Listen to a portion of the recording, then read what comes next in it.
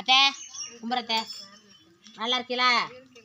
சரி சரி வாங்க. ஏங்க எங்கள் அம்மா விட்ட காட்டினேன், என் புருஷை விட்ட காட்டினேன், என் மாமியை விட்ட காட்டினேன், எங்கள் அம்மா பிறந்த விட்ட நீங்கள் பார்த்தது இல்லையில. வாங்க பார்ப்போம் எங்கள் அம்மா பிறந்த விட்ட. வாங்க காட்டுறேன். எங்கள் அம்மா பிறந்த விடுண்டா எனக்கு அம்மாச்சி வீடு. எனக்கு அம்மாச்சி வீடுண்டா பார்த்துக்கோங்க.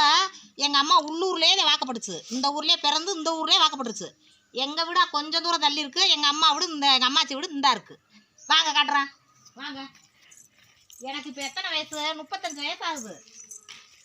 நான் பிறந்து எனக்கு விவரம் தெரியும் இந்த வீடு இப்படித்தான் இருக்குது. இதில் வந்து செவர் மட்டும்தான் கொஞ்சோண்டு சிமெண்ட் செவரை வச்சுருக்காங்க, இடிஞ்சு விழுந்துருச்சு. அதனால சிமெண்ட் செவர் வச்சுருக்காங்க.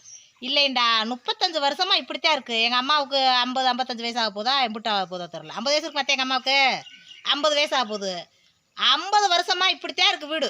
இப்போலாம் சொல்கிறாங்க சென்ட்ரிங்க வந்து பேஸ்மட்டத்தை வந்து ரொம்ப ஸ்ட்ராங்காக போடணும், அப்போத்தான் நிலச்சிருக்கு வீடுன்றாங்க. ஒரு ஊர்லெலாம் பார்த்தேன் வீடு அப்படியே சரசரன்னு இருந்து விழுந்துருச்சு.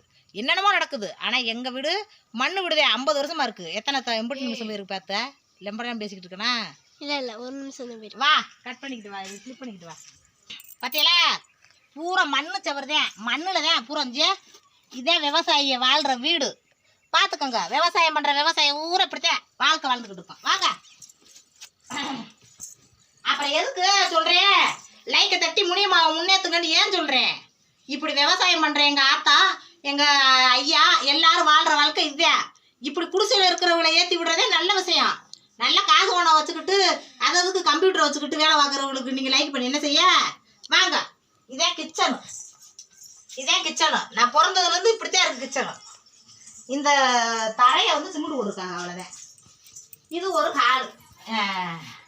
எங்கள் அம்மாவோட பிறந்தவங்க 10 பேர் பார்த்துக்கோங்க. 10 பேரில் 3 பேர் இறந்து போயிட்டாங்க, 7 பேர் இருக்காங்க. இது எங்கள் ஐயா. இதை 10 பிள்ளையில பெற்றவர் இவர்தான். இதுதான் எங்கள் ஐயா. இந்த பாருங்க வீடு மெச்ச அடைச்ச வீடு. அந்த காலத்துகளில் இப்படித்தான் மெச்ச அடைச்சிருக்கோம். இதில் வந்து நெல் இதுகள்லாம் கொட்டி மேலே ஓட்டுக்குருவாங்க. இதில் ஒன்று திறக்கிறது இருக்கும், திறந்தா அப்படியே சொரன்னு கொட்டும்.